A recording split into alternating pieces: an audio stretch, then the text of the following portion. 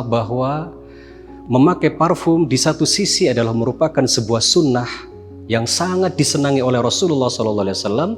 Namun bagi wanita ada batasan-batasan yang mesti diketahui dan ditaati batasan-batasan tersebut.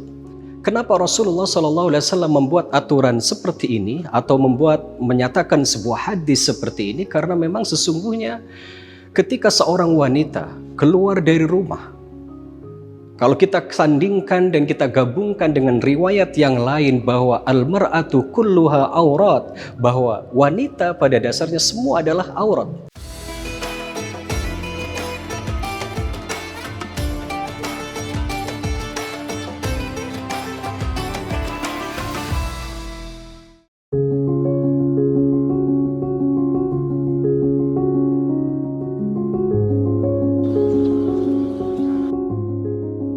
Assalamualaikum warahmatullahi wabarakatuh. Alhamdulillahirabbil alamin. Asyhadu an la ilaha illallah wa asyhadu anna Muhammadan abduhu wa rasuluhu sallallahu alaihi wasallam wa ala alihi wa ashabihi amma ba'd. Apa kabar para pemirsa LDI TV dimanapun Anda berada? Teriring doa, mudah-mudahan Allah senantiasa memberikan kita kesehatan, keselamatan, dan kebarokahan. Amin, amin, ya rabbal alamin. Para pemirsa LDI TV yang berbahagia dimanapun Anda berada, izinkan pada kesempatan ini saya akan menyampaikan wa'azah hikmah dengan tema larangan wanita memakai parfum atau memakai wewangian. Sebagaimana kita ketahui, walaupun dalam hadis Rasulullah SAW sangat mencintai 4 hal. Di antaranya adalah memakai parfum atau memakai wangi-wangian.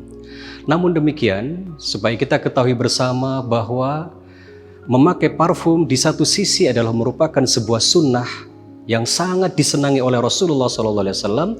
Namun bagi wanita ada batasan-batasan yang mesti diketahui dan ditaati batasan-batasan tersebut. Mengingat kita sebagai umat Islam yang azasnya adalah patuh dan tunduk kepada peraturan Allah dan Rasulullah SAW. Kita sepakat bahwa kita adalah seorang muslim yang taat akan aturan Allah dan Rasul.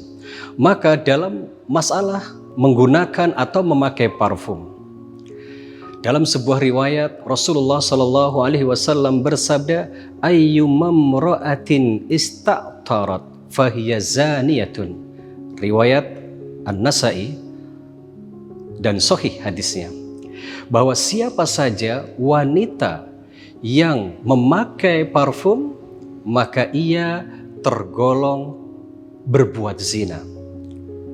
Dalam konteks ini adalah zina bukan zina hakiki. Karena ada zina hakiki, ada ghairu hakiki, ada zina yang hakiki, ada zina yang bukan hakiki. Nah, artinya kenapa Rasulullah SAW membuat aturan seperti ini atau menyatakan sebuah hadis seperti ini? Karena memang sesungguhnya ketika seorang wanita keluar dari rumah, kalau kita sandingkan dan kita gabungkan dengan riwayat yang lain bahwa al-mar'atu kulluha aurat, bahwa wanita pada dasarnya semua adalah aurat, maka ketika dia keluar rumah harus menjaga aurat-aurat tersebut, termasuk adalah wewangian yang muncul, yang timbul dari dirinya, apakah dari tubuhnya atau dari pakaiannya secara berlebihan. Apabila dengan wewangian tersebut mengundang syahwat kepada laki-laki yang menciumnya, inilah yang menjadi persoalan. Inilah yang disebut dengan sabilu ilal fasad, jalan menuju pada kerusakan. Padahal dalam sebuah ayat Allah Subhanahu wa taala berfirman, wala taqrabuz zina fa innaha kana fahisyatun. Al-ayah. Janganlah kalian mendekati pada zina, karena sesungguhnya zina adalah perbuatan yang keji dan seburuk-buruknya jalan.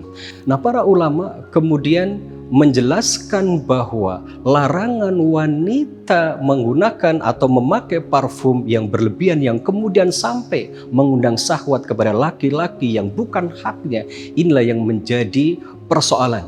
Ini yang menjadi permasalahan.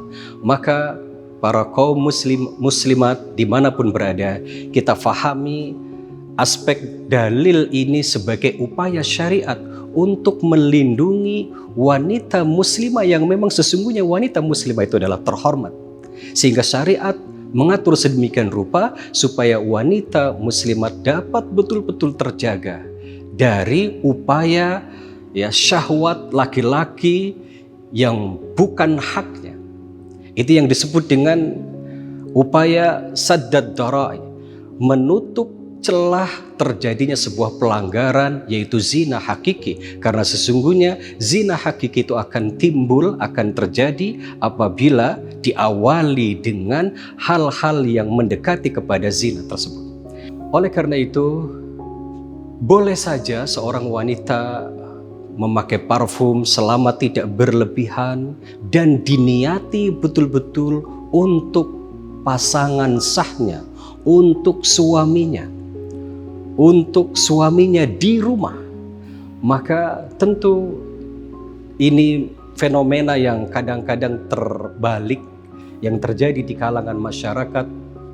Bagaimana ketika tampil di hadapan suami seadanya, tidak dihias, tidak dipoles, tidak diberi wangi-wangian, tetapi justru ketika hendak kemana-mana, ketika hendak tampil kemana-mana, hendak keluar dari rumah, justru berhias yang berlebihan.